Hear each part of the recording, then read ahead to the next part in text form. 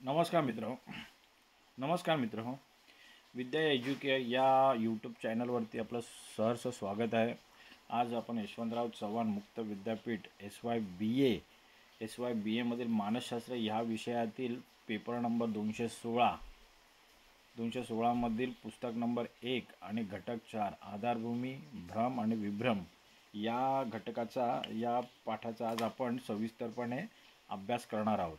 या पाठामध्ये या घटकामध्ये आलेल्या संकल्पनांचा आपण सविस्तर चर्चा करणार आहोत, समजून घेणार आहोत कोणत्या कोणत्या संकल्पना आहेत। आधारभूमी, आकृती, भ्रम, विभ्रम या संकल्पना आणि त्यातल्या उपसंकल्पना आज आपण समजून घेणार आहोत। त्यापूर्वी जर तुम्ही आमच्या चॅनल विद्या एज्युकेअर या चॅनलला अजून सबस्क्राईब केलं नसेल तर तुम्ही आवर्जून सबस्क्राईब करा, लाईक करा, शेअर करा आणि बेल आयकॉन बटन दाबा, जेणेकरून नवीन नवीन व्हिडिओज तुमच्यापर्यंत पोहोचतील।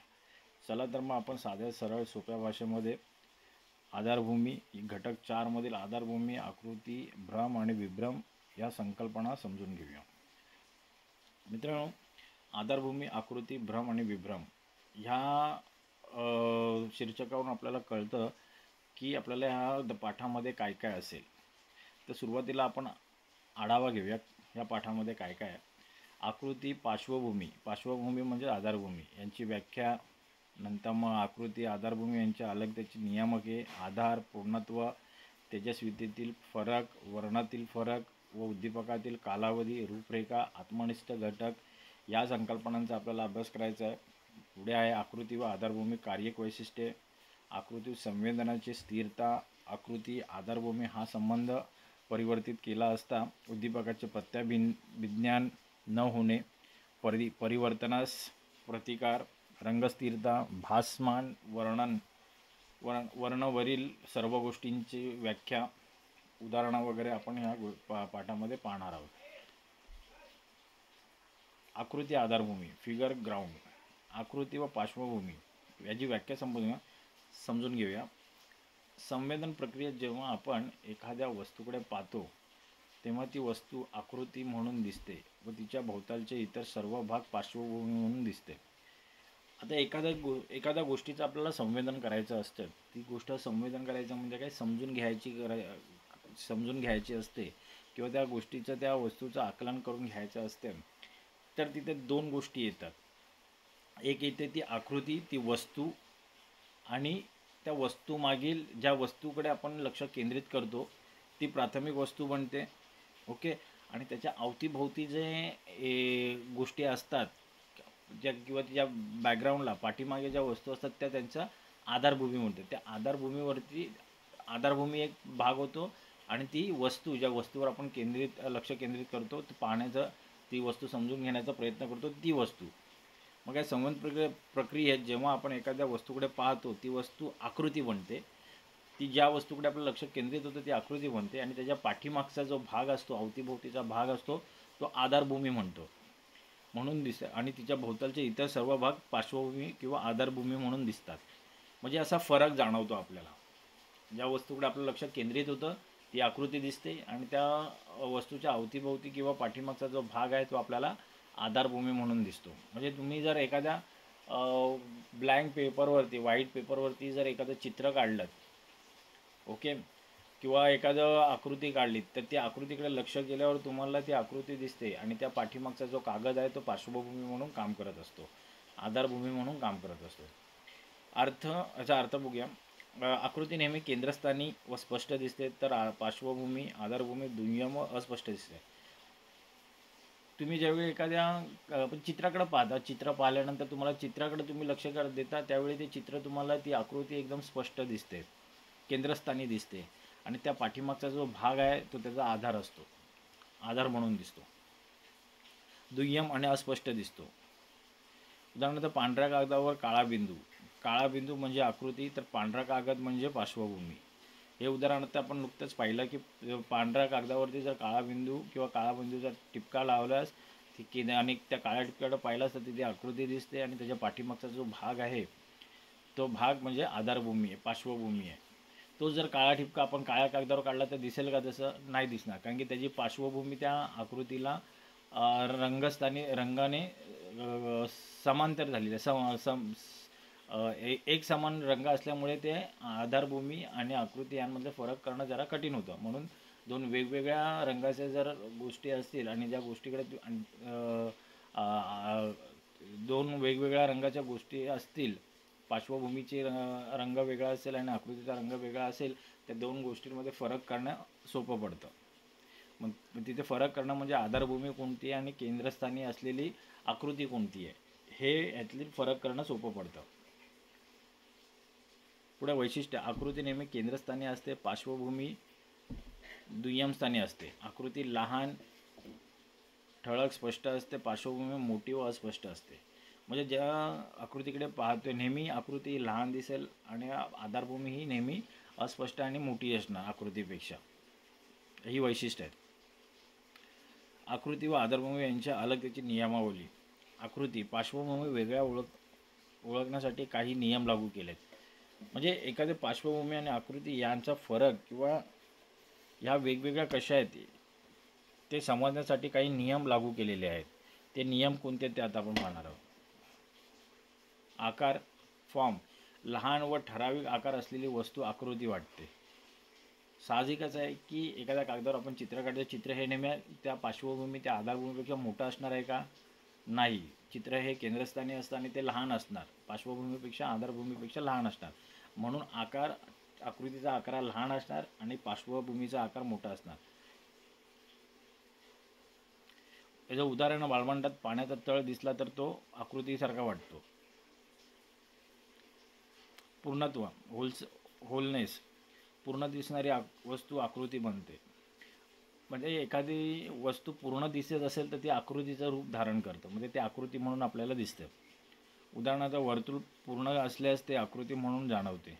मग एखादीचं वर्तुळ किंवा एखादा आकार जर तुम्ही रेखाटता कागदावरती तर तो पूर्ण असेल तर ती आकृती म्हणून आपल्याला जाणवते. तेजस्वितेतील फरक, ब्राईटनेस. जास्त तेजस्वी व गडद रंग असलेली वस्तू आकृती बनते. मग दोन वेगवेगळे रंग आहेत, त्यातला जर जो पार्श्वभूमीचा रंग जास्त मोठा असेल आणि त्याच्यावर एखादा दुसरा गडद रंग आपण जर टाकला तर ती आकृती बनते. ओके. व इथे दिलं काळ्या फळ्यावरती पांढरे अक्षर. साहजिक काळा फळा हा मोठा असतो आणि त्याच्यावर आपण काढलेले अक्षर ही आकृती बनतात. दोन वेगवेगळे रंग तिथे दिसतात, काळा रंग आणि पांढरा रंग. पांढरा रंग आकृतीचं काम करतो, काळा रंग हा पार्श्वभूमीचं काम करतो. वर्णातील फरक, कलर कॉन्ट्रास्ट. वेगळ्या रंगाची वस्तू आकृती वाटते. हिरव्या गवतावर लाल फुल हे आकृती वाटतं. आताच आपण काळा आणि पांढऱ्या रंगाचं हे उदाहरण घेतलं. तेच एखाद्या हिरव्या रंगावरती लाल म्हणजे हिरव्या गवतावरती लाल फूल टाकल्यास ते फूल आकृतीचं रूप धारण करतं, आकृती वाटते आपल्याला. उद्दीपकातील कालावधी, ड्युरेशन ऑफ स्टिम्युलस. जास्त वेळ दिसणारी वस्तू आकृती वाटते. प्रोजेक्टर स्क्रीनवर स्थिर प्रतिमा. म्हणजे एखादी वस्तू आपण जास्त वेळ पाहिली की ती आपल्याला आकृती म्हणून दिसायला सुरुवात होते. प्रोजेक्टवर स्क्रीन स्थिर प्रतिमा. रूपरेखा, आउटलाईन. ठळक रेषेची आकृती सहज लक्ष वेधते. काळ्या शाईने काढलेली आकृती. मग एखाद्या ठळक रेषेची आकृती सहज लक्ष वेधते. जर एखाद्या पांढऱ्या कागदावर आपण एखाद्या काळ्या शाईने रेखाटले तर ती आकृती म्हणून दिसते. आपण चित्रकारांना पाहतो, स्केच पेंटिंग करतात, स्केच आर्टिस्ट असतात, ते फक्त पांढऱ्या कागदावरती खाली रेखाटतात आणि ते व्यवस्थित नजरेने केंद्रस्थानी नजर ठेवून पाहिलं असतं ती आपल्याला आकृती म्हणून जाणवायला लागते. तर ठळक रेषेची ही आकृती सहज लक्ष वेधते. आत्मनिष्ठ घटक, सब्जेक्टिव्ह फॅक्टर्स. मनोवृत्ती, आवडीनिवडी, अनुभव यावरून आकृती ठरते. क्रिकेट प्रेमी व्यक्तीला गर्दीत बॅट हातात दिसली की ती लगेच आकृती वाटते. ओके.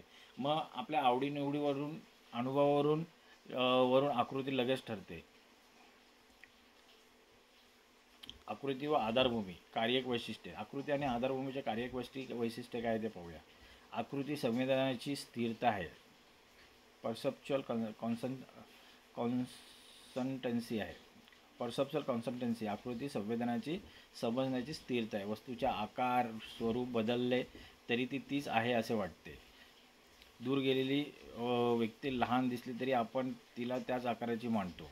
हां, तर ह्याचं उदाहरण काय घेता येईल आपल्याला, की एखादी व्यक्ती जवळ असताना पण ती त्याच आकाराची असते आणि ती लांब गेली की ती लहान वाटते, पण तरी पण आपल्याला समज असतं की ती उंचीने तेवढी ती आकाराने तेवढीच आहे, भले ती लांब गेली असली तरी. मग हे फरक, लहान होण्याचा फरक कशावर, आपल्याला अंतरावरून ते फरक होते. म्हणजे पण संवेदनाची स्थिरता आपली तशीच राहते. भले तो दुरून आपल्याला लहान वाटत असला तरी आपण त्याला मुळात लहान मानतो का, नाही, आपण त्याला तेवढ्याच हाईटचा मानतो, तेवढ्याच उंचीचा मानतो. म्हणजे वस्तूचे आकार व स्वरूप बदलले तरी ती तीच आहे असे वाटते. म्हणजे त्याच्यात आपण लहान मोठं समजत नाही. समजा तो लांबून आपल्याला 2 फूट दिसत असेल, पण तो ॲक्च्युली आहे 6 फूट, तर ते लांब जरी 2 फुटांना दिसत असेल तरी पण आपण त्याला 6 फूट आपण मानतो, त्याला 2 फूट आहे असं मानत नाही. आकृती व आधारभूमीचा संबंध बदलल्यास उद्दीपकाचे प्रत्यभिज्ञान न होणे.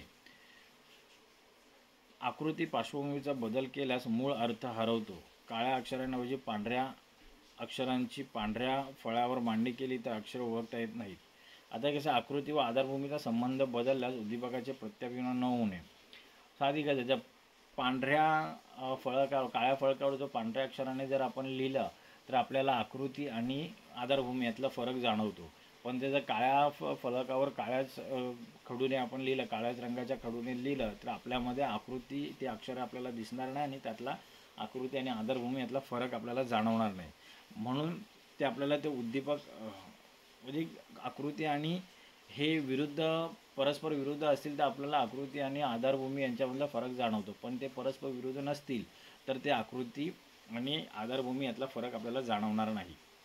परिवर्तनाचा प्रतिकार, रेजिस्टन्स टू चेंज, म्हणजे परिवर्तनास प्रतिकार देतात.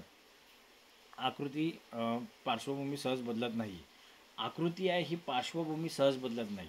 ओके, झाडाने मागे उभी असलेली गाय, आपण गायीला झाडाचा भाग मानत नाही. हां, म्हणजे कसं, आकृती पार्श्वभूमी सहज बदलत नाही. ओके, जर झाडामागे उभी असलेली गाय, आपण गायीला झाडाचा भाग मानतो का, नाही मानू शकत. गाय ही वेगळी आकृती आहे, झाड हे वेगळं आकृती आहे. कारण की का, झाड आणि गाय हे एकाच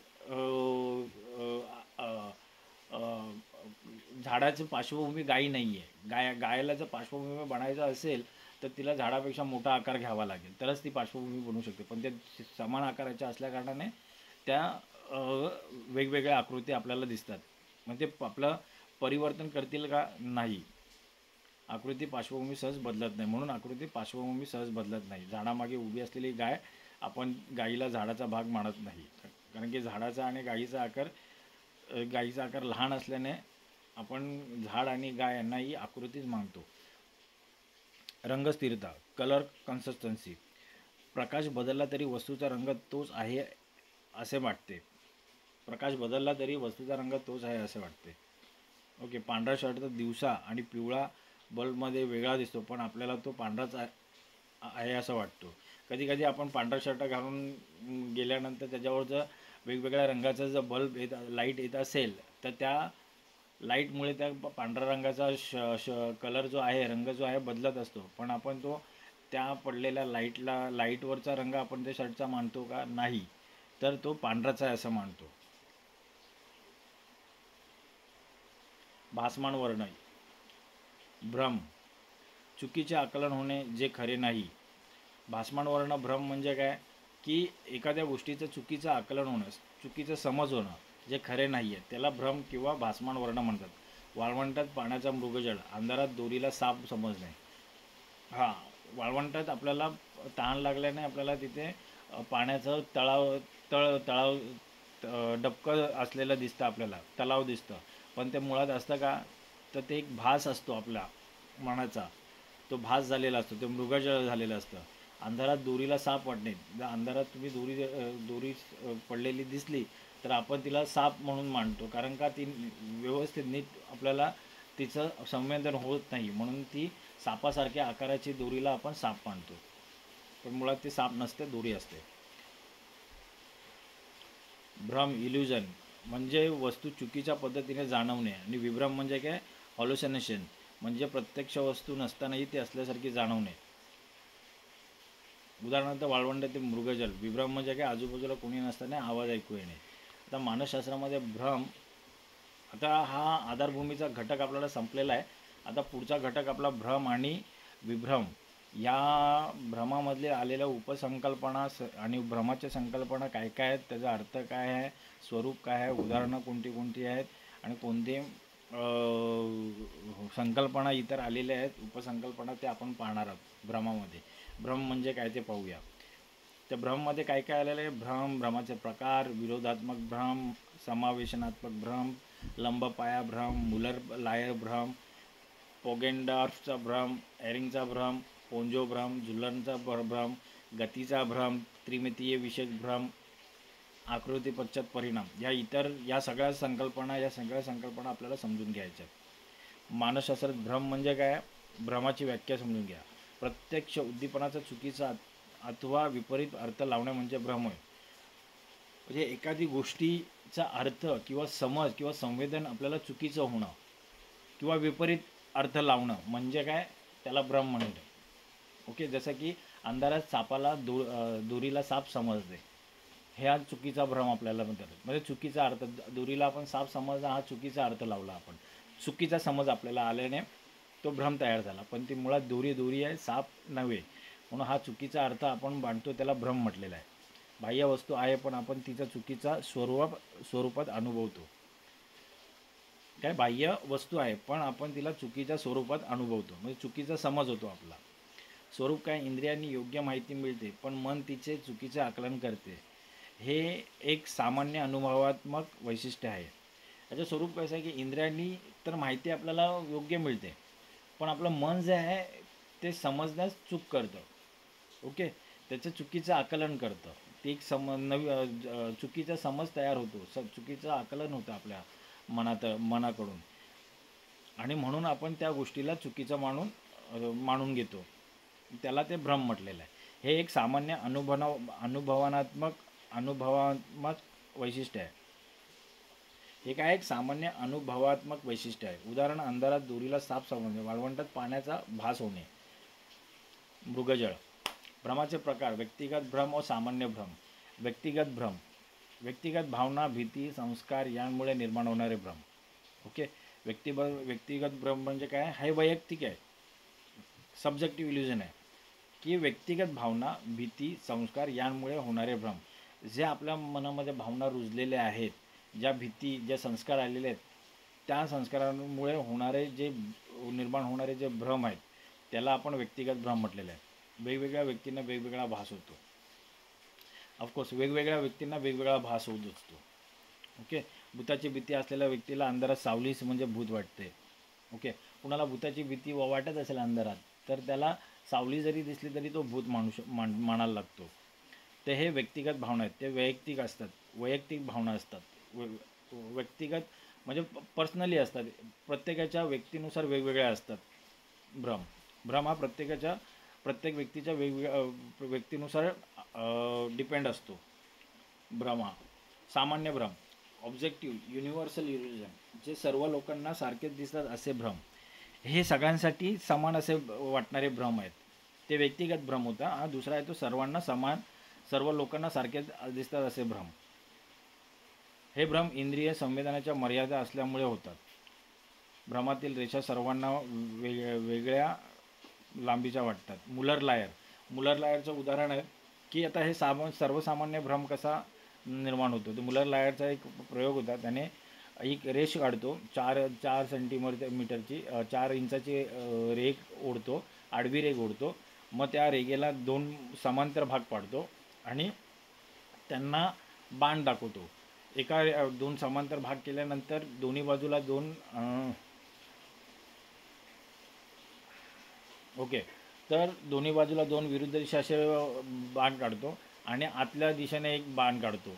म्हणजे 2 क्लोज करणारे एक 2 भाग केल्यानंतर मध्ये एक कोन काढतो. तो आतल्या बाजूने बंदिस्त असतो आणि 2 कोन बाहेरच्या बाजूने उघडलेले असतात. मग त्याने काय होतं की जो आतल्या बाजूने बंदिस्त आहे झालेला जो कोन आलेला आहे ते त्या रेघेची लांबी तुम्हाला कमी झालेली दिसेल आणि जो दुसरा रेघ असते त्याची लांबी वाढलेली दिसेल. तर हा सामान्य भ्रम तयार होतो. मुळात त्या दोन्ही रेघा समांतर असतात, पण त्या आपण काढलेल्या कोनामुळे, आपण काढलेल्या बाणामुळे त्या दोघांची लांबी जी आहे त्यामध्ये फरक आलेला दिसून येतो. एक कमी लांबीची रेघ वाटते आणि एक जास्त लांबीची रेघ वाटते. हा मुलर लायरच्या भ्रमातील रेषा सर्वांना वेगवेगळ्या लांबीच्या वाटतात. विरोधात्मक भ्रम, कॉन्ट्रास्ट इल्युजन आणि समावेशनात्मक भ्रम. विरोधात्मक भ्रम म्हणजे काय? जेव्हा एखादी वस्तू तिच्या भोवतालच्या गोष्टींमुळे उलट दिसते. विरोधात्मक भ्रम म्हणजे काय? जेव्हा एखादी वस्तू तिच्या भोवतालच्या गोष्टींमुळे उलट दिसते. उदाहरणार्थ, पांढऱ्या कागदावर काळा ठिपका मोठा दिसतो, पण काळ्या कागदावर तोच ठिपका लहान दिसतो. हा विरोधात्मक भ्रम आहे. पांढऱ्या कागदावर जर आपण एखादा ठिपका काढला काळ्या शाईचा, तर तो आपल्याला मोठा दिसणार, कारण की दोन्हीही पार्श्वभूमी वेगळी आहे आणि पार्श्वभूमीचा रंग वेगळा आहे आणि आकृतीचा रंग वेगळा आहे. त्याच्यामुळे काळा ठिपका हा उठून दिसतो आणि तो मोठा दिसतो. पण तोच काळा ठिपका जर आपण काळ्या कागदावर काढला तर त्याचं अस्तित्व कमी झालेलं दिसेल, त्याचा आकार कमी झालेला दिसेल, कारण की त्याचा रंग पार्श्वभूमीच्या रंगावर बरोबर मॅच झालेला असतो. त्याच्यामुळे तो ठिपका लहान दिसतो. म्हणून हा विरोधात्मक भ्रम आहे. नंतर मग वेशनात्मक भ्रम म्हणजे काय? जेव्हा एखादी वस्तू भोवतालच्या वस्तूंसारखी दिसते.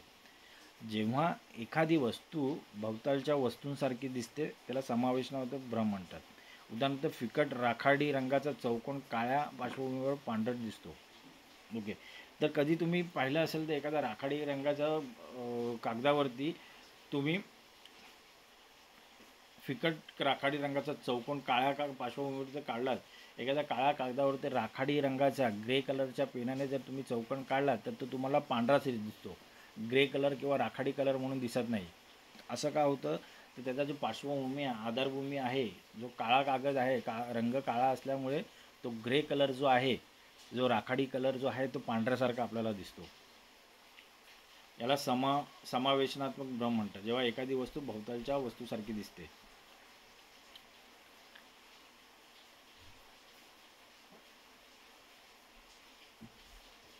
लंब पायाभ्रम. ओके. लंब पायाभ्रम म्हणजे काय आहे? Vertical horizontal illusion. हा काय? लंब रेषा आडव्या रेषेपेक्षा मोठी वाटते जरी दोन्ही रेषा सारख्याच असल्या तरी बघा, उदाहरण टी आकाराच्या आकृतीत उभी रेषा मोठी वाटते. लंब पायाभ्रम म्हणजे काय?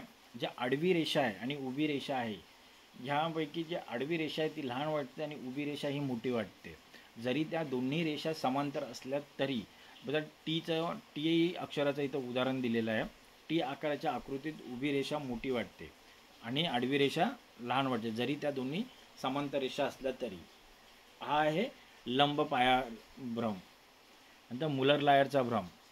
दोन सारख्या रेषा त्यांच्या टोकांवरील बाणासारख्या आकृतींमुळे वेगवेगळ्या लांबीच्या वाटतात. थोड्या वेळापूर्वीच मुलर लायरचा आपण भ्रम पाहिला होता, इल्युजन पाहिलं होतं. दोन सारख्याच असलेल्या, म्हणजे मगाशी म्हटलं ना 4 इंचाचा रेषा असेल, त्याला 2 इंचाने आपण डिवाईड केल्यानंतर आणि त्याच्यावरती आपण बाण काढले, बाणासारख्या आकृतींमुळे वेगवेगळ्या लांबीच्या वाटतात. इथे आकृती दिलेली आहे. आता बघा, ही जी पहिली आकृती आहे बाणाची ती तुम्हाला लहान वाटते आणि दुसऱ्या एकाच बाजूने ॲरो काढलेला आहे, बाण काढलेला आहे, ती रेघ तुम्हाला मोठी वाटते, पण दोन्ही समांतर आहेत रेघा. पोगेटॉर्फचा भ्रम. एका सरळ रेषेला दुसऱ्या चौकोन आकृतीने झाकल्यावर ती रेषा विस्कळीत किंवा तुटलेली दिसते. तिरपी रेषा चौकोन ओलांडताना विस्कळीत वाटते. ओके. एका सरळ रेषेला दुसऱ्या चौकोन आकृतीने झाकल्यावर ती रेषा विस्कळीत किंवा तुटलेली वाटते. तिरपी रेषा चौकोन ओलांडताना विस्कळीत वाटते.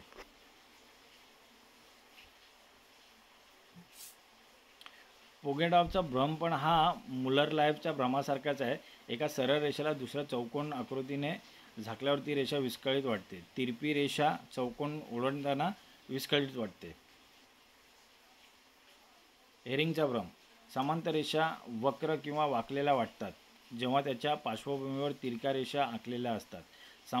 सरळ रेषा तिरक्या रेषांमुळे बाहेर वाकलेल्या वाटतात. हां, जर तुम्ही जर तिरक्या रेषा काढलेल्या असाल आणि त्या तिरक्या रेषांवरती जर आडव्या दोन समांतर रेषा काढल्यात, तर त्या तिरक्या रेषांमुळे ज्या समांतर दोन रेषा आहेत त्या वाकलेल्या वाटतील. त्यांच्यामध्ये बेंड, त्यांच्यामध्ये कर्व आल्यासारखा वाटेल, वक्र आल्यासारखा वाटेल. त्याला हेरिंगचा भ्रम म्हटलेला आहे. पोंजो भ्रम. दूरवर जाणाऱ्या समांतर रेषांच्या पार्श्वभूमीवर दोन सारख्या रेषा असल्या तरी तरी दूरची रेषा मोठी वाटते. रेल्वे ट्रॅकवर काढलेले दोन समान आकाराचे आडवे पट्टे. ओके. तर काय पोजोचा भ्रम काय म्हणतोय, दूरवर जाणाऱ्या समांतर रेषा पार्श्वभूमीवर दोन सारख्या रेषा असल्या तरी दूरची रेषा मोठी वाटते. म्हणजे रेल्वेचा ट्रॅक जो आहे तो समांतर असतो आणि त्याच्या पार्श्वभूमीवर जे पाठीमागे आडव्या दोन रेषा असतात, काढलेले दोन समान आकाराचे आडवे पट्टे सारख्या असल्या तरी ती दूरवरची रेषा मोठी वाटते. तुम्ही ट्रॅकचे उदाहरण घेऊ शकता, रेल्वे ट्रॅकचे उदाहरण. रेल्वे ट्रॅक दोन समांतर रेषा जात असतात, त्याच्या पार्श्वभूमीवर पाठीमागे आडव्या रेषा असतात. ओके. तरी त्या वरच्या ज्या दोन रेषा आहेत त्या आपल्याला लांब वाटतात, मोठी वाटतात, पार्श्वभूमीवर दोन आडव्या रेषा असल्या तरी. झुल्नरचा भ्रम. समांतर रेषा जवळजवळ काढलेल्या लहान तिरक्या रेषांमुळे तिरक्या किंवा वाकलेल्या वाटतात. समजा तुम्ही दोन समांतर रेषा काढल्यात आणि त्याला आडव्या अशा तिरक्या रेषा काढल्यात, तर ते समांतर रेषा आहेत त्या वाकलेल्या वाटतील तुम्हाला. हा भ्रम आहे. मुळात ती रेषा जी आहे ती वाकलेली असते का? नाही, ती सरळ असते. पण आपण तिरक्या रेषा काढल्यामुळे ती जी सरळ रेषा आहे ती वाकलेली दिसते आपल्याला. गतीचा भ्रम. स्थिर वस्तू हालचाल करत असल्यासारखी वाटते. सिनेमा स्क्रीनवरील स्थिर चित्रांची मालिका हालचाल करताना दिसते.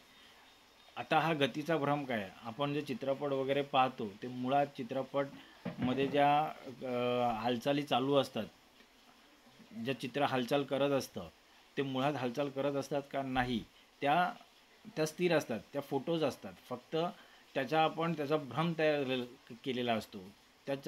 तो जो हलण्याचा जो क्रिया त्याला भ्रम म्हटलेलं आहे. त्या मुळात तिथे कोणी डान्स करत नाही, कोणी बोलत नाही, कोणी हे नाही. फक्त ते स्क्रीनवरची चित्रांची जी हालचाल आहे त्याच्यामुळे तो आपल्याला भ्रम तयार होतो की त्या बोलत आहेत किंवा नाचतात किंवा गाणं गात आहेत किंवा तो चित्रपट हालचाल करतो असं आपल्याला त्याचा भ्रम होतो. पण मुळात ते हालचाल करत नसतात, ते निगेटिव्ह असते. निगेटिव्ह एक चित्र एकामागोमाग एक चालत असतं, त्याच्यामुळे ते हालचाली होत आहेत असं आपल्याला भ्रम होतो. त्याचं उदाहरण आपण चित्रपट पाहिलं. चित्रपट हे एक चांगलं उदाहरण आहे गतीच्या भ्रमाचं. त्रिमितीविषयक भ्रम. Illusion of depth. 3D illusion. सपाट पृष्ठभागावर त्रिमितीय 3D खोली असल्याचा भास होतो. चित्रकाराने रस्त्याचे दृश्य सपाट कॅनव्हासवर दाखवले तरी त्यात खोली दिसते. आपण असे कॅनव्हास बरेच 3D चित्र पाहिलेले आहेत, पेंटिंग्स पाहिलेले आहेत, त्याच्यामध्ये आपल्याला खोली निर्माण झालेली दिसेल त्या चित्रामध्ये. आपण 3D पिक्चर पाहिलेले आहेत. 3D पिक्चर मुळात ते 3D पिक्चर आहेत का? नाही. तर त्या 3D फ्रेममुळे त्या 3Dच्या यंत्रामुळे त्या स्क्रीनमुळे ते आपल्याला ते जाणवतं. हे त्रिमितिक विषयक भ्रम आहे. अशा बऱ्याच आपण चित्र पाहिलेले आहेत, पेंटिंग्स पाहिलेले आहेत 3D आकाराच्या. आकृतीचे पश्चात परिणाम. After image. ओके. आकृतीचे पश्चात परिणाम म्हणजे काय? एखादी आकृती उद्दीपन निघून गेल्यानंतरही डोळ्यांना किंवा मनाला तिची छबी दिसत राहते. तुम्ही कधी पाहिलं असेल की एखादी गोष्ट पाहताय उन्हामध्ये वगैरे, तर तुम्ही डोळे झाकले तरी पण तुम्हाला ती तुमच्या स्मरणात राहते. तुमच्या काही क्षण ती आकृती किंवा ते चित्र तुमच्या डोळ्यासमोर राहतं. त्याला आकृती पश्चात परिणाम म्हटलेला आहे, आफ्टर इफेक्ट परिणाम म्हटलेला आहे. की आता हे कसं, हे सकारात्मक असू शकतं, नकारात्मक असू शकतं. सूर्यकिरणाकडे पाहिल्यावर डोळ्यांसमोर काही वेळ रंगीत ठपके दिसतात. लाल आकृतीकडे पाहून लगेच पांढऱ्या कागदाकडे पाहिल्यावर हिरवट छबी दिसते. म्हणजे त्या आकृतीचे छबी काही क्षण आपल्या डोळ्यासमोर राहतात. त्याला आकृती पश्चात परिणाम म्हटलेला आहे. थोडक्यात म्हणजे काय की भ्रम म्हणजे वास्तव उद्दीपनाचे चुकीचे आकलन होणे. तर त्याचे प्रकार, नियम, उदाहरणे हे मानसशास्त्र संवेदन समजण्यासाठी महत्त्वाचे आहेत. भ्रम म्हणजे काय? वास्तव उद्दीपन, वास्तव ज्या आकृती आहेत, वास्तव ज्या गोष्टी आहेत, त्याचा भले आपले इंद्रिय त्याच्या माहिती मिळवतात, पण जे मन आहे ते चुकीचं आकलन करतं, चुकीचा समज करतं. त्यामुळे त्यामुळे निर्माण झालेल्या गोष्टीला भ्रम म्हटलेलं आहे. चुकीच्या आकलनामुळे जे चुकीच्या आकलनाला भ्रम म्हटलेलं आहे.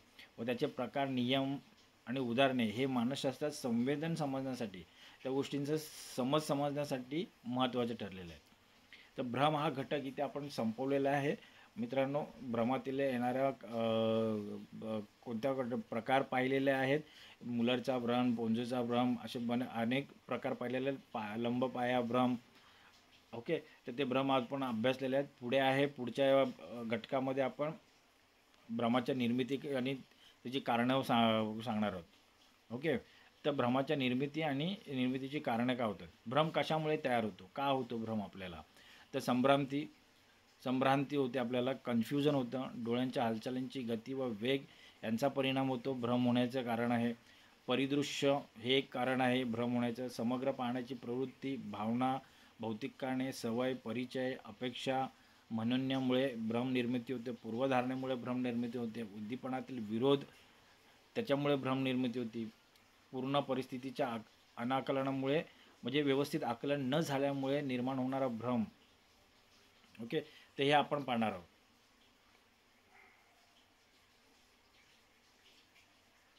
मानसशास्त्रात भ्रम म्हणजे प्रत्यक्ष बाह्य वस्तूच्या चुकीच्या प्रतिमा, चुकीचा अर्थ लावणे. म्हणजे वस्तू खरी दिसते, खरी आहे असे वाटते, पण आपल्याला तिचा चुकीचा अनुभव होतो. सरळ काठी पाण्यात टाकल्यावर वाकलेली दिसते, पण ती मुळात ती वाकते का पाण्यात टाकल्यावर तो फक्त एक भ्रम होते. ते एक काय म्हणतात, ते प्रतिमा तयार होते, त्याला भ्रम म्हटलेलं आहे. आता हे काही कारणं आपण वाचलेत, ती कारणं सविस्तरपणे समजून घेऊ. संभ्रांती म्हणजे काय, कन्फ्युजन म्हणजे काय, जेव्हा दोन गोष्टी फारशा सारख्या दिसतात किंवा जवळपास सारखी वैशिष्ट्ये असतात तेव्हा गोंधळ उडतो.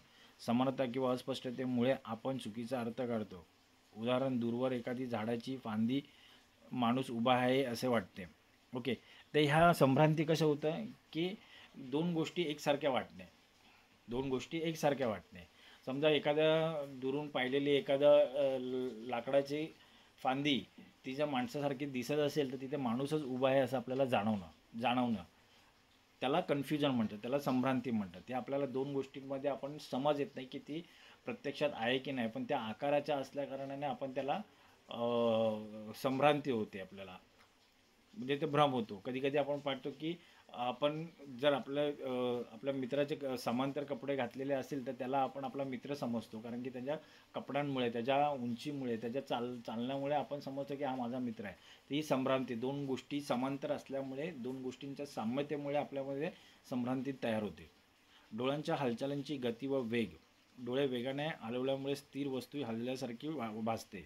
मेंदू डोळ्यांच्या जलद हालचालींना वस्तूच्या हालचालींप्रमाणे समजतो. आता हे पहा, आता जर तुम्ही हा प्रयोग करू शकता की डोळ्याच्या पापण्या अशा तुम्ही हलवा, तुम्हाला समोरची वस्तू आणि समोरच्या वस्तूकडे बघा, ती वस्तू हलताना तुम्हाला दिसेल.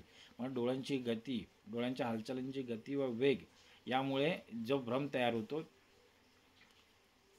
ह्यामुळे भ्रम तयार होतो आणि आपल्याला ती वस्तू हलते असं वाटते, पण मुळात ती हलत नाही, कारण आपण आपल्या डोळ्यांची गती आणि पापण्या हलवत असतो.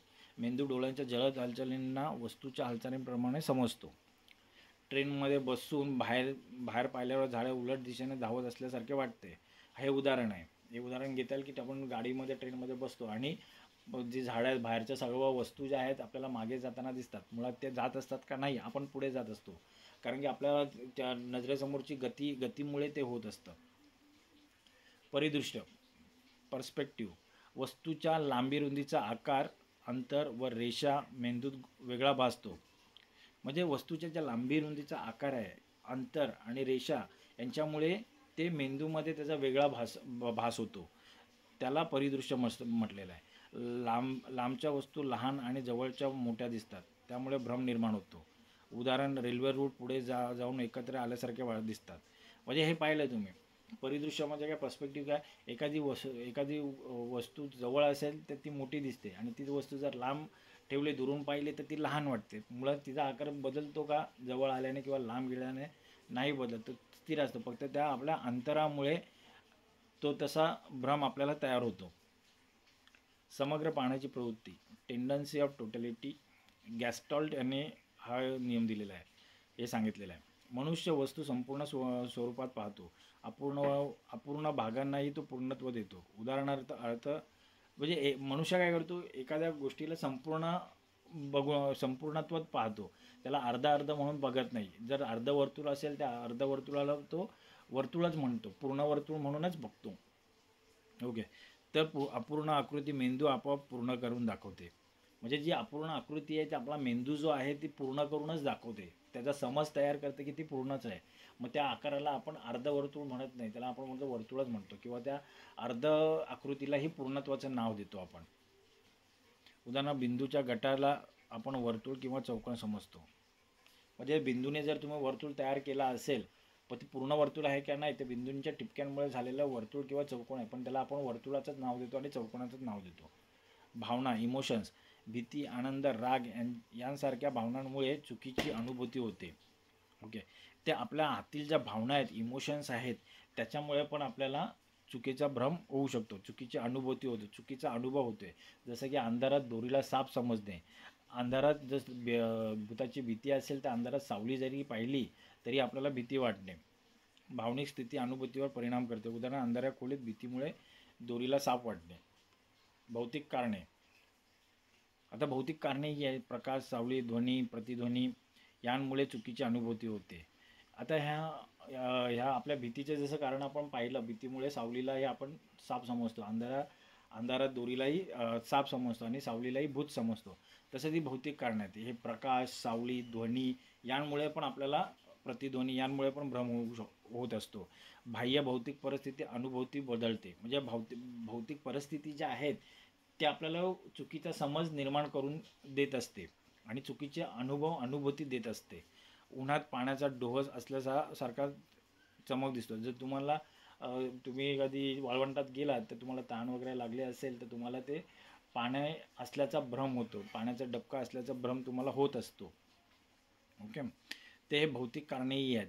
जसे की भौतिक कारणे हे पण की पाण्यात तुम्ही काठी टाकली तर काठी वाकलेली वाटते, ती भौतिक कारण आहेत. पाण्यामधील जे रिफ्लेक्शन आहे त्याच्यामुळे ती होतं, ती भौतिक कारण आहे. सावलीला आपण भूत समजते.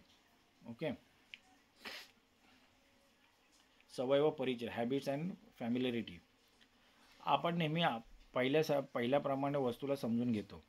आपण नेहमी बघितल्याप्रमाणे वस्तूला समजून घेतो. पूर्वीची सवय वस्तूचा चुकीचा अर्थ लावायला भाग पडते. उदाहरणार्थ वारंवार पाहिलेली ओळखीची आकृती अपूर्ण असली तरी ती पूर्ण म्हणून आपण समजतो. आता एक सवयीचा परिणाम असतो. म्हणजे सवयीच्या परिणामामुळे आपण एखादी वस्तू पाहिल्याप्रमाणे पहिले जसं पाहिलेलं आहे तसंच बघितल्यासारखं भासून समजून घेतो. म्हणजे ते अर्धवर्तुळ असेल, आपण पूर्ण वर्तुळ पाहिलेलं आहे, मग पुढे कधी तुम्ही अर्धवर्तुळ पाहिलं तर त्या अर्धवर्तुळालाही पूर्ण वर्तुळ आहे असंच समजून घेतो. म्हणजे कारण की आपण अगोदर वस्तू पूर्णत्वाने पाहिलेली असते. हा सवयीचा परिणाम असतो. सवयीच्या परिणामामुळे तो अर्धवर्तुळही आपल्याला वर्तुळ असल्याचा भास होतो, पूर्ण म्हणूनच मानतो आपण. अपेक्षा व म्हणण्यामुळे एक्सपेक्टेशन आणि सजेशन. आपण जे अपेक्षित करतो किंवा कोणी सांगितलेले असते त्याप्रमाणे अनुभवतो. अपेक्षा अनुभूतीवर प्रभाव टाकते. कोणी सांगितले की तिथे भूत दिसते तर तिथे सावलीही भूत वाटते. आपण जे अपेक्षित करतो किंवा कोणी सांगितलेले असते त्याप्रमाणे अनुभव घेतो. ओके. हे कसं आहे, अपेक्षा म्हणजे आपण जे अपेक्षित करतो, आपल्या मनात ज्या अपेक्षा येतात तसंच समोरच्या गोष्टी समजून घेतो. की जे आपल्याला किंवा कोणी सांगितलं असेल की त्या भागात गेला तर कुत्रे चावतात, तर तिथं कुत्रा बघितला की आपल्याला भीती निर्माण होते. कारण आपण जे कुत्रा बघितला की आपल्याला अपेक्षा होते की हा कुत्रा कदाचित आपल्याला चावणार की नाही, चावेल याची आपण भीती निर्माण होते आपल्यामध्ये. ही अपेक्षा जी निर्माण होते त्याच्यामुळे पण भ्रम होतो की हा चावेल, किंवा तिथे भूत आहे, अंधार दिसला की अंधारात सावली दिसली तर आपण भूत आहे याचा समज होतो. ही अपेक्षामुळे होते. आणि कोणी म्हणण्यामुळेही आपल्याला ते भ्रम होत असतो. की कुणी म्हटलं की तिथे भूत आहे तर सावली दिसली तरी पण आपण भूत समजतो. ते ही अपेक्षामुळेही आपण जे अपेक्षितो किंवा कुणी सांगितले तर त्याप्रमाणे अनुभव घेतो आपण. मग आपल्याला अनुभव तसा येतो. त्याला अपेक्षा आणि म्हणण्यामुळे भ्रम तयार होणं असं म्हणतात. पूर्वधारणा. आता पूर्वीच्या अनुभवांमुळे आपले ठाम समज तयार होतात आणि त्यातून भ्रम तयार होतो. मेंदू आधीच्या कल्पनेनुसार नवीन अनुभवाचे अर्थ लावतो. उदाहरणार्थ लांबून दिसलेला काळा ठिपका गायीसारखा दिसतो पण जवळ गेल्यावर दगड दिसतो. ओके. तर हे कसं जे पूर्व अनुभव आपल्याला आलेले आहेत, त्या अनुभवावरून आपला ठाम समज होतो, की त्या आकाराचं काही दिसलं, की त्या आकाराचं वस्तू हीच असणार. जसं इथं गायीचं उदाहरण दिलेलं आहे. ओके. जर गायीच्या आकाराचा एखादा दगड वगैरे किंवा आकृती दिसलं लांबून, तर आपण तिथे गाय उभी आहे असा समज होतो, कारण की ते आपण गायीला पाहिलेलं असेल. ओके. एखाद्या एखादं लाकूड, एखादं झाड जर फांदी जर माणसासारखी दिसत असेल, तर तिथे माणूसच उभा आहे असं भ्रम होतो आपल्याला. कारण का होतं, की आपली पूर्वधारणा असते. मेंदू आधीच्या कल्पना, आधीचे जे अनुभव आहेत त्याच्यावरूनच नवीन गोष्टींचा अर्थ लावतो. जसं की इथं उदाहरण दिले, लांबून दिसलेला काळा ठिपका गायीसारखा दिसतो. जर गायीसारखा दिसत असेल, पण जवळ पण आपण त्याला गायी म्हणतो, पण जवळ गेल्यानंतर तो दगड दिसून येतो. त्या दगडाला आपण गायी समजतो. उद्दीपनातील विरोध, कॉन्ट्राडिक्टरी स्टिम्युली. जेव्हा उद्दीपन परस्पर विरोधी किंवा गोंधळ निर्माण करणारे असते, तेव्हा चुकीचा अनुभव येतो. एकाच वस्तूवर वेगवेगळे संकेत मिळतात. हिरव्या रंगात लिहिलेला लाल शब्द, डोळे रंग पाहतो पण मेंदू शब्द वाचतो. म्हणजे हे कसं आहे, उद्दीपनातील विरोध. कसं आहे, जर उद्दीपनातील विरोध जर परस्पर विरोधी असेल, जर तुम्ही समजा आता इथं उदाहरण दिलं आहे, जर लाल लाल हा अक्षर हिरव्या रंगाने काढलात, ओके, हिरव्या रंगाच्या पेनाने काढलं, तर मेंदू आपण बोलतोय लाल, लिहितोय लाल, पण मेंदू हिरव्या रंग ग्रहण करत असतो. डोळे रंग पाहतात लाल, पण मेंदू हिरव्या पेन हे करत असतो. रंग जो हिरव्या रंगात लिहिलेला आहे तो मेंदू वाचत असतो, हिरवा रंग. ते परस्पर विरोधी ज्या गोष्टी आहेत त्या आपल्याला गोंधळ निर्माण करणारे असतात आणि चुकीचा अनुभव देतात. ज्या परस्पर विरोधी आहेत, जसं की लाल हा अक्षर हिरव्या रंगाच्या पेनामध्ये लिहिलात, तर आपल्याला विरोधाभास तयार होतो. परस्पर विरोधी असल्याकारणाने आपल्याला चुकीचा अर्थ निर्माण होतो. ओके. पूर्ण परिस्थितीच्या अनाकलनामुळे, म्हणजे आकलन म्हणजे काय, समजून घेणे. जे आकलन झालं आहे, जे आपल्याला समज आलं आहे, ज्या गोष्टींचं पूर्ण परिस्थितीचं अनाकलन, म्हणजे त्या परिस्थितीचं आपल्याला व्यवस्थित आकलन झालं नसेल, समज झाला नसेल, तर आपल्यात भ्रम होतो. ती गोष्ट आपण व्यवस्थित समजून घेतली नसेल, तर आपल्याला जो भ्रम होतो त्याला म्हटलेल्या पूर्ण परिस्थितीच्या अनाकलनामुळे होणारा भ्रम. संपूर्ण परिस्थिती न कळल्यामुळे वस्तूचा किंवा चुकीचा अर्थ लावला जातो. म्हणजे एखादी वस्तू आपण पूर्णपणे समजून न कळल्यामुळे आपण चुकीचा अर्थ लावतो, त्याला पूर्ण परिस्थितीच्या अनाकलनामुळे झालेला भ्रम म्हणतात. पूर्ण माहितीमुळे भ्रम तयार होतो. धुक्यात उभी असलेली झाडे भूत किंवा माणूस वाटतात. धुक्यात कधी तुम्ही जास्त धुकं पडलं असेल, तर उभे असलेले झाडं पण तुम्हाला भूताचे किंवा माणसाच्या आकाराचे दिसू लागतात. मग हा पूर्ण आकलन झालेलं नसतं आपलं, म्हणून ते तसे आपल्याला भ्रम तयार होतो. एकंदरीत भ्रम ही अनुभूतीची चूक आहे. एकंदरीत भ्रम काय आहे, आपल्याला व्यवस्थित आकलन न झालं त्याची ही चूक आहे. चुकीचा अर्थ आपण लावला त्याच्यामुळे हा भ्रम तयार होतो. ती मेंदू, डोळे, भावना व वातावरण यांच्या संयुक्त प्रभावाने निर्माण होते. भ्रम कसा निर्माण होतो, तर मेंदूला चुकीचं आकलन मिळालं असतं. डोळे, इमोशन्स आणि वातावरण यांच्या संयुक्त प्रभावाने निर्माण होते. आता पुढे आपण मानसशास्त्रात भ्रम आणि विभ्रम यातील फरक वगैरे पाहूया, उदाहरणं पाहूया. यातले फरक काय आहे, साम्य काय आहे हे पाहूया. भ्रम आणि विभ्रम यातील फरक. सांवेदिक संरक्षण. ओके. इल्युजन पाहिलं आपण. चुकीचा अर्थ, ज्या गोष्टींचा चुकीचा अर्थ आपण लावतो, चुकीचं आकलन करतो, चुकीचं समज होतं, त्याला आपण भ्रम म्हटलेलं. आणि विभ्रम म्हणजे काय, ज्या गोष्टी अस्तित्वातच नाही आहेत त्या दिसणे, त्या आहेत अशा समजणे, त्याला विभ्रम म्हटलेलं आहे. हॅलोसिनेशन म्हटलेलं आहे. आणि सांवेदिक संरक्षण म्हणजे काय, सेन्सरी डिफेन्स म्हणजे काय, या संकल्पना महत्त्व आहे. पुढे बघा. ओके. बाह्यवस्तू खरी आहे. बाह्यवस्तू खरी, पण आपण तिचा चुकीचा अनुभव घेतो. म्हणजे भ्रमामध्ये काय होतं, वस्तू खरी असते पण त्याचा चुकीचा अर्थ आपल्याला मिळतो, चुकीचं आकलन होतं, त्याच्यामुळे ते भ्रम तयार होतो. आणि त्या चुकीच्या गोष्टी, जसं की अंधारात दोरीला साप समजणे. ओके. पण बाह्यवस्तू काय, दोरी ही खरी आहे पण तिला आपण चुकीचं समजलं, साप म्हणून समजलं, त्याला भ्रम म्हटलं आहे. ओके. जसं की पाण्यातील सरळ काठी वाकलेली दिसते, अंधारात दोरीला साप वाटणे. विभ्रम काय, ज्या वस्तूचा बाह्य अस्तित्वच नाही आहे, ती वस्तू आहे असं अनुभवणे.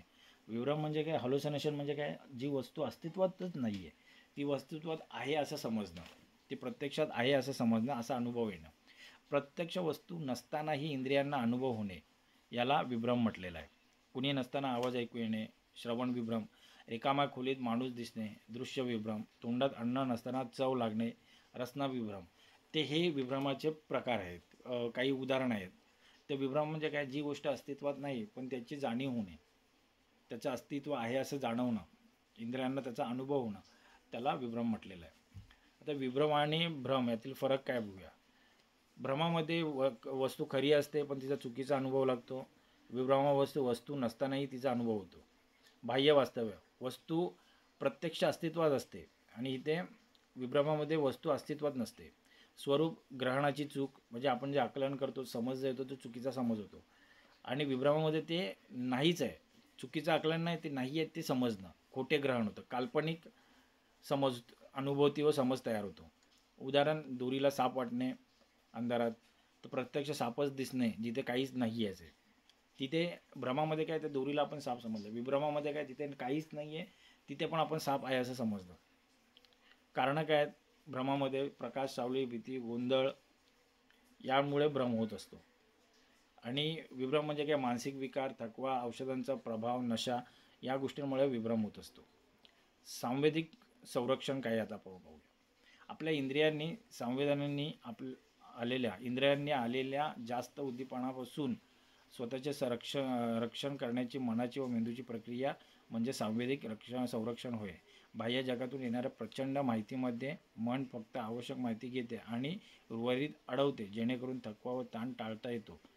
आता हे सांवेदिक संरक्षण काय, आपल्या अवतीभोवतीतून बराचसा डेटा, माहिती आपल्यापर्यंत पोचत असते, इंद्रियांनी आपण मिळवत असतो. तर त्यातल्या आवश्यक असलेल्या माहिती, इन्फॉर्मेशन मेंदू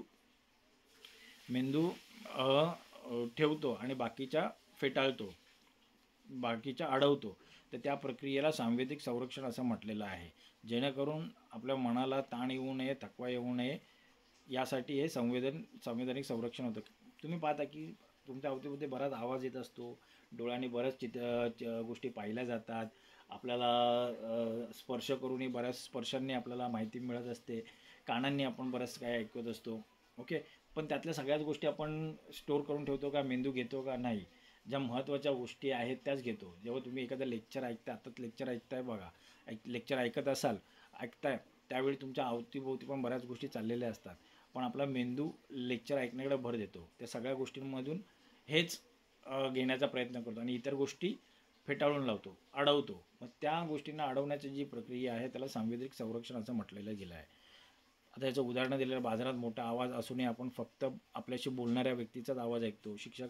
शिक्षकाच्या वर्गात खिडकीबाहेर गोंगाट असला तरीही विद्यार्थी फक्त शिक्षकाचा आवाज ग्रहण करतो. झोपेत असताना हलका आवाज न कळणे पण मोठा आवाजाने जाग होणे, ह्या उदाहरणं आहेत.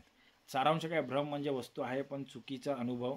विभ्रम म्हणजे काय, वस्तू नाही पण अनुभव येतो. आणि सांवेदिक संरक्षण म्हणजे काय, इंद्रियांचे अतिउद्दीपन टाळून मनाने स्वतःचे संरक्षण करणे. तर मित्रांनो, आज आपण भ्रम, आधारभूमी, विभ्रम ह्या गोष्टींचा, या संकल्पनांचा, त्यात आलेल्या उदाहरणांचा, उपसंकल्पनांचा, प्रकारांचा आपण चांगल्या प्रकारे अभ्यास केलेला आहे, समजून घेतलेल्या आहेत. साध्या सरळ सोप्या भाषेमध्ये दैनंदिन जीवनातल्या गोष्टी लागू करून, उदाहरणं पाहून आपण कशा ह्या गोष्टी आपल्यावर प्रभाव टाकतात, भ्रम, विभ्रम आणि आधारभूमी कशा काम करतात आपल्या दैनंदिन जीवनात, हे आपण पाहण्याचा प्रयत्न केला, शिकण्याचा प्रयत्न केला आणि समजून घेतलेलं आहे. आणि मला खात्री आहे की ज्यावेळी तुम्ही पुस्तक वाचाल आणि पुस्तकातल्या अवघड संकल्पना, शब्दरचना समजून घेण्याचा प्रयत्न कराल, त्यावेळी हे ऐकलेले लेक्चर तुम्हाला त्यातील गोष्टी समजून घेण्यास फार मदत करतील आणि तुम्ही हा घटक चांगल्या प्रकारे समजून घेऊ शकाल. तर मित्रांनो, आज आपण इथंच थांबूया. आज आपलं लेक्चर चांगलं झालेलं आहे, थोडं लांबलचक आहे कारण की घटक थोडा मोठा होता, पण आज आपण तो कवर केलेला आहे, संपवलेला आहे. तर पुढच्या व्हिडिओमध्ये आपण शिकण्यासाठी काय नवीन घेऊन येऊया. तुर्तास आज आपण इथेच थांबूया. धन्यवाद. जाण्यापूर्वी तुम्ही आमचं चॅनल सबस्क्राईब करा, विद्या एज्युकेअर हे चॅनल सबस्क्राईब करा, लाईक करा, शेअर करा आणि इतरांपर्यंत, तुमच्या मित्रांपर्यंत पोचवा, जेणेकरून त्यांनाही या व्हिडिओचा, ह्या चॅनलचा अभ्यास करण्यासाठी फायदा होईल. तर हा चॅनल तुम्ही शेअर करा. धन्यवाद.